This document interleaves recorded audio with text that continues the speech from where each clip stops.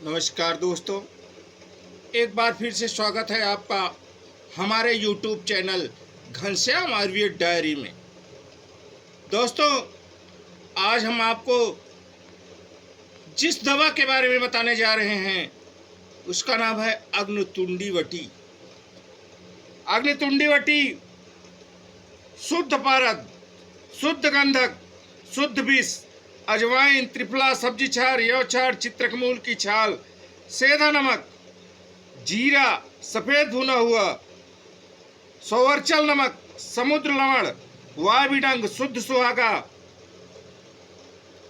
प्रत्येक समान भाग और सब दवाओं को समान भाग, शुद्ध कुचला लें। प्रथम पारद और गंधक की कजली बनाएं। पीछे अन्य द्रव्यों का कपड़चन चूर्ण मिला जंबीरी नींबू के रस में मर्दन करें। एक एक रद्दी की गोलियां बनाकर सुखाकर रख लें।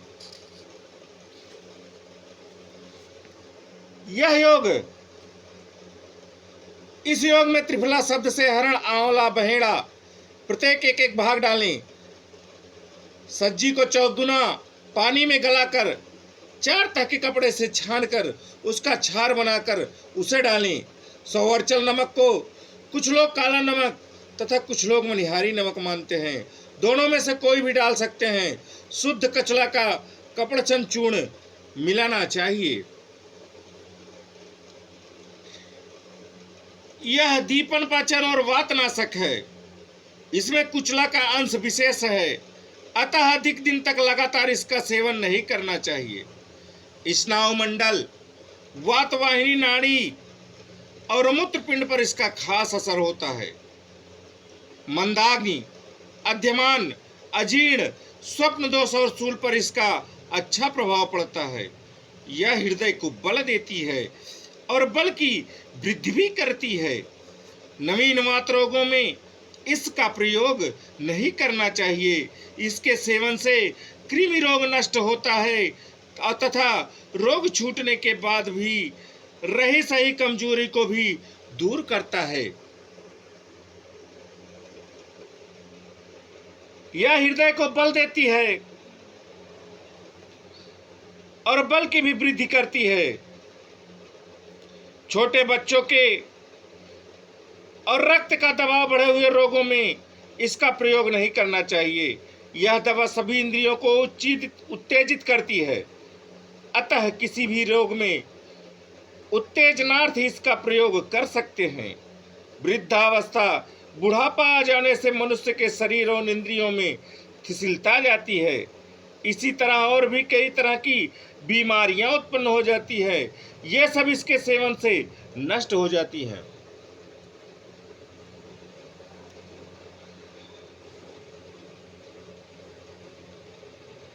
रसाजीर्ण में अन्न खाने की इच्छा नहीं होती, पेट भारी मालूम पड़ता है तथा कठोर हो जाता है। शरीर में आलस्य बना रहता है, किसी कार्य में मन नहीं लगता, डकारें बार बार आती रहती हैं, आंखें की ज्योति भी कुछ कम हो जाती है, जीभ का स्वाद नष्ट हो जाता है, खाना खा लेने पर तुरंत वमन हो जाता है। वमन में मधुर रसयुक्त पानी तथा तत्काल खाई हुई चीज निकलती है। कफ की ज्यादा वृद्धि हो जाने के कारण अमाशय में पाचन पित्त की उत्पत्ति कम होती है। ऐसी दवा में अग्नितुंडी वटी देने से बहुत फायदा होता है, क्योंकि यह दीपन पाचन है, अतः पाचन शक्ति, पाचनाग्नि प्रदीप्त हो अन्नादि का पाचन ठीक से होने लगता है और शेष कफाद भी इसके सेवन से शांत हो जाते हैं।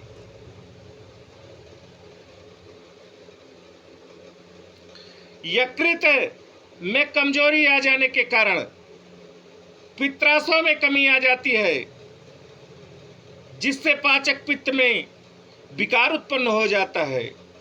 जठराग्नि मंद पड़ जाती है, फिर अन्न अच्छी तरह नहीं पचने से कोष्ठों में थिसिलता आ जाती है। अन्न अपक्व रह जाने के कारण पेट में दर्द तथा पतले दस्त होने लगते हैं और दस्त में अपचित अन्न निकलता है। ऐसी हालत में अग्नितुंडीवटी नींबू रस के साथ देने से बहुत लाभ करती है।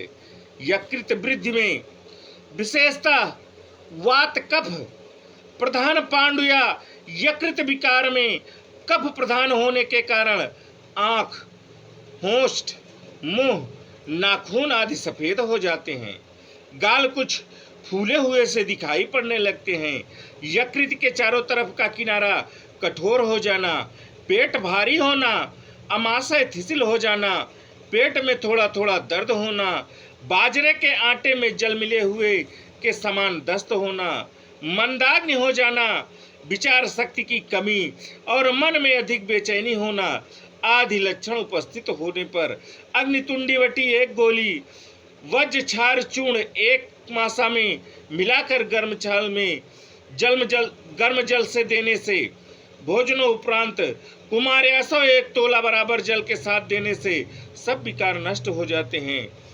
वायु का संचार ठीक न होने से तथा पित्त पाचक पित्त में गर्मी हो जाने के कारण पाचन क्रिया में विघटन होने से आंतों में थिसिलता आ जाती है, जिससे भक्षित खाया हुआ अन्न जहां का तहां ही रुका हुआ और अपचित अवस्था में पड़ा रहता है, जिससे पेट में भारीपन बना रहता है, कोष्ठ में मीठा मीठा दर्द रहना, मन में अप्रसन्नता, पेट फूलाना, ऊर्ध्ववायु डकार हो, वयो अधोवायु की अच्छी तरह प्रवृत्ति न होना, जी मिचलाना, हरदम वमन करने की इच्छा रहना आदि लक्षण उपस्थित होने पर अग्नितुंडीवटी अजवाइन अर्क के साथ देने से बहुत शीघ्र फायदा करती है, क्योंकि इसमें कुचला का अंश विशेष है।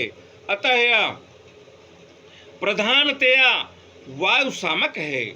इसका प्रधान कार्य विकृत हुए वायु को समन कर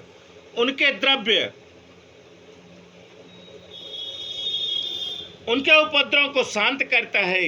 इसलिए यह इस रोग में विशेष लाभकारी है।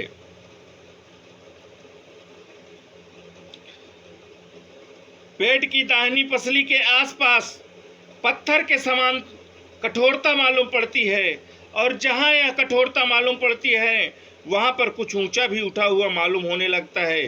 कभी कभी इनमें इतने जोर से दर्द होते हैं कि रोगी बेचैन हो जाता है, वमन भी होने लगता है और थोड़ा थोड़ा ज्वर भी मालूम होने लगता है।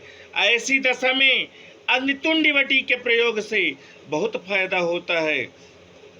हाथ पैर मुख आदि में सफेदी आ जाती है, पेट कठोर और आगे को बढ़ा हुआ मालूम पड़ने लगता है, पैर हाथों में अधिक सूजन हो जाती है, पेट में थोड़ा जल संचय भी होने लगता है, हृदय की शक्ति कमजोर हो जाती है तथा शरीर के सब अवयवों में शिथिलता आ जाने के कारण वे अपने अपने कार्य में असमर्थ हो जाते हैं, जिससे शरीर में आलस्य बना रहता है, कोई भी काम करने की इच्छा या उत्साह नहीं होता और मन में बराबर असंतोष तथा भ्रम बना हुआ रहता है।